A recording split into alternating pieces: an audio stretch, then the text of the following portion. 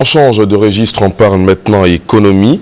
Un séminaire destiné à évaluer l'état d'avancement des négociations dans le cadre de l'accord de partenariat économique APE s'est tenu hier ici à Abidjan. À l'ouverture des travaux de ce séminaire, le Premier ministre Daniel Kablan-Duncan a mis en exergue le rôle important que peuvent jouer les APE dans l'intégration des pays. L'APE, accord de partenariat économique, consiste à mettre en place une zone de libre-échange réciproque entre l'Union européenne et les régions Afrique, Caraïbes, Pacifique, ACP, conforme aux règles de l'Organisation mondiale du commerce, OMC. Comment se porte à ce jour cet accord? C'est pour répondre à cette question que s'est tenu ce lundi, ici à Abidjan, un séminaire gouvernemental en vue d'examiner l'état d'avancement des négociations dans le cadre de l'APE. Dans un contexte mondial marqué par la libéralisation des échanges, le renforcement des instruments d'intégration et de coopération économique, la présente rencontre d'Abidjan, comme chacun l'a souligné tout à l'heure, présente un intérêt tout particulier.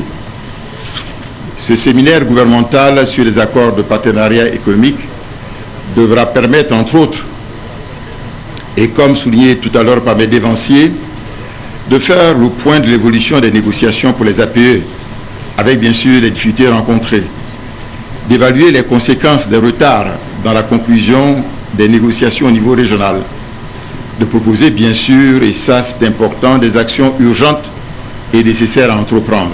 Tous les intervenants à cette cérémonie d'ouverture le diront, à l'instar de Thierry de Saint-Maurice, l'ambassadeur de l'Union européenne en Côte d'Ivoire. Vu le potentiel économique important de la zone ouest africaine, l'accord de partenariat économique doit franchir un bond qualitatif. L'Afrique de l'Ouest, avec un taux de croissance de plus de 5%, avec un marché de plus de 300 millions d'habitants, une croissance démographique importante, des ressources minières abondantes, diversifiées et encore largement sous-exploitées, dispose d'un potentiel économique prometteur qu'il est indispensable de valoriser dans l'espace économique mondialisé. Notre partenariat, basé sur cette histoire commune de l'Afrique et de l'Europe et sur notre communauté de destin, doit franchir aujourd'hui un nouveau saut qualitatif.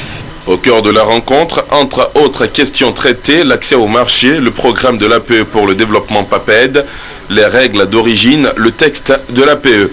Pour que cet accord de partenariat économique se porte bien, le ministre ivoirien de l'intégration africaine invite tous les acteurs à beaucoup plus de bon sens. Ce qu'il nous faut aujourd'hui, c'est un peu moins d'esprit mercantile et d'égoïsme et tout juste un peu plus de bon sens de la part de tous ceux qui sont concernés par le développement économique de l'Afrique.